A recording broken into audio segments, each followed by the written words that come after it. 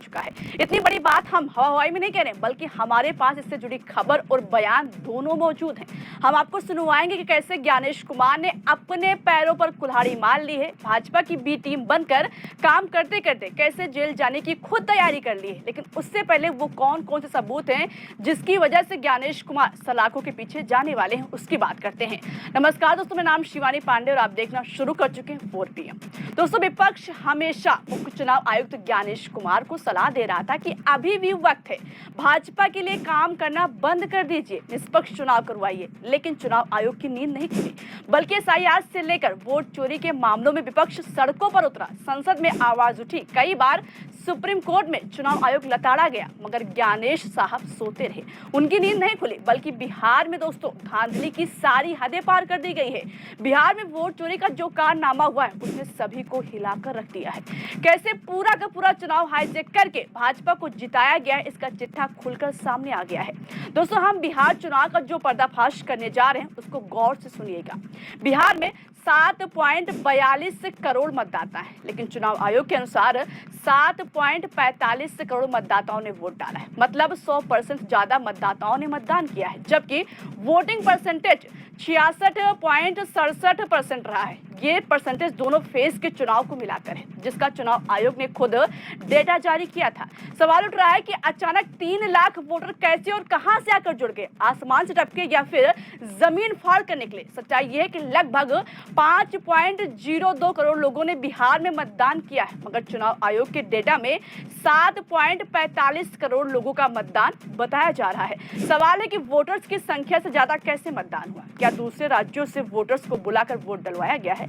सवाल खड़ा हो रहा है। शायद ज्ञानेश कुमार साहब को लगा था कि बिहार के लोग उनके बताए आंकड़ों का गुणागणित नहीं कर पाएंगे, लेकिन वो भूल गए कि अब लोग उनकी हर एक्टिविटी पर नजर रखते हैं।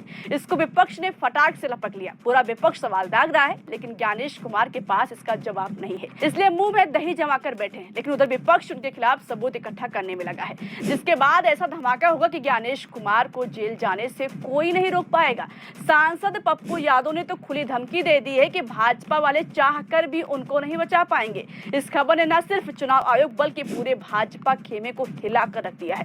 पहले आप पप्पू यादव का बयान सुनिए। साजिश करके जीते, चोरी करके जीते और ज्ञानेश के दम पर जीते।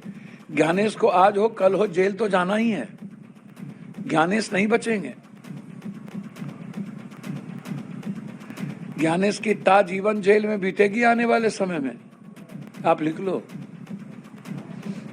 जितनी बड़ी चोरी उसने की है लोकतांत्रिक व्यवस्था के साथ और संवैधानिक दायित्वों के साथ,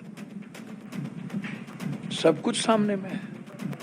SIR है, फिर 22 लाख वोटर को जोड़ने का है, फिर जीविका को आप चुनाव आयोग में आपने जिम्मेदारी भी दे दी, उसके अकाउंट में पैसे भी दे दिए, बारे बार। और 6 तारीख को और 22 लाख वोटर को जो जोड़ा वो भी पता नहीं, 14 लाख लगभग फर्जी वोटर।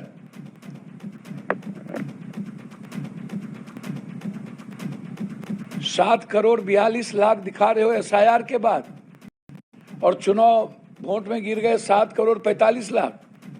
दोस्तों, पप्पू यादव न सिर्फ आरोप लगा रहे हैं बल्कि सबूतों की बात कर रहे हैं। उधर RJD के हाथ बिहार चुनाव में धांधली के पुख्ता सबूत लगे हैं। खबर देखिए, लिखा है बिहार चुनाव रिजल्ट के बाद राजद नेताओं ने सरकार और चुनाव आयोग पर गंभीर आरोप लगाए। कहा कि बिहार में EVM में चोरी की गई है। पटना के मौर्या होटल में सारा खेल किया गया है, इसमें कई मंत्री शामिल हैं जिनके खिलाफ सबूत जुटाया जा रहा है। इसके बाद राजद लड़ाई लड़ेगी, यानी पटना के मौर्या होटल में ये सारा खेल हुआ है। बहुत जल्द सारे सबूत RJD के हाथों में होगा। देखा जाए तो इस समय ज्ञानेश कुमार सबसे मुश्किल दौर से गुजर रहे हैं। उनके खिलाफ आग भड़क उठी है। इस आग में घी कांग्रेस के दिग्गज नेता दिग्विजय सिंह ने डाली। उन्होंने कहा कि EVM में गड़बड़ करने वाले एक न एक दिन पकड़े जाएंगे, उन्हें देशद्रोह के आरोप में फांसी की सजा होगी। बिहार में जो नतीजे आए वो उत्तर कोरिया, चीन और रूस के चुनावों जैसे हैं, जहां सभी वोट एक ही पार्टी को जाते हैं, यानी ज्ञानेश कुमार बुरे फंस चुके हैं। अभी तक लड़ाई सिर्फ वोट चोरी और SIR सरकार की थी। विपक्ष बिना सबूतों के आरोप लगा रहा था, लेकिन अब सारे सबूत इकट्ठा किए जा रहे हैं और ये सारे पुख्ता सबूत रहेंगे जिसको भाजपा अपना सारा तंत्र लगाकर झूठा साबित नहीं कर पाएगी। सोचिए, जब ज्ञानेश कुमार के अधिकारी ही ज्ञानेश कुमार के खिलाफ यानी चुनाव आयोग के खिलाफ सड़क पर उतर आए हों तो कैसे आयोग के साख पर सवाल न उठे।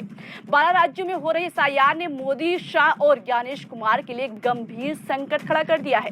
इस प्रक्रिया से बूथ लेवल अधिकारी यानी बीएलओ और आम मतदाताओं पर भारी दबाव पड़ रहा है, जिसके चलते अब तक कम से कम 8 मौतें हो चुकी हैं, जिनमें 2 बीएलओ ने आत्महत्या कर ली है, जिसके बाद से कर्मचारी संगठनों ने एसआईआर कार्य का बहिष्कार शुरू कर दिया है, जबकि विपक्षी दल सुप्रीम कोर्ट का रुख कर रहे हैं। हालांकि चुनाव आयोग सिर्फ इतनी बात कहकर अपना पल्ला झाड़ रहा है कि एसआईआर के दौरान किसी पर कोई दबाव नहीं डाला जा रहा है, लेकिन अपनी जान देने वाले अधिकारी ने खुद सुसाइड नोट में प्रेशर वजह बताई है, जिसने पूरे देश को हिलाकर रख दिया है। दोस्तों, चुनाव आयोग के कर्मचारी ही आयोग के वरिष्ठ अधिकारियों के खिलाफ मोर्चा खोल चुके हैं। ये संकेत है कि अंदर ही अंदर बड़ा उबाल है और ये उबाल किसी भी वक्त व्यापक आंदोलन में बदल सकता है। कांग्रेस तो दिल्ली के गांधी मैदान में 12 राज्यों में हो रहे एसआईआर के खिलाफ महारैली करने जा रही है। अगर यही हालात बने रहे तो हो सकता है कि एसआईआर पर न सिर्फ देशव्यापी रोक लगे बल्कि ज्ञानेश कुमार को अपने पद से इस्तीफा तक देना पड़ सकता है।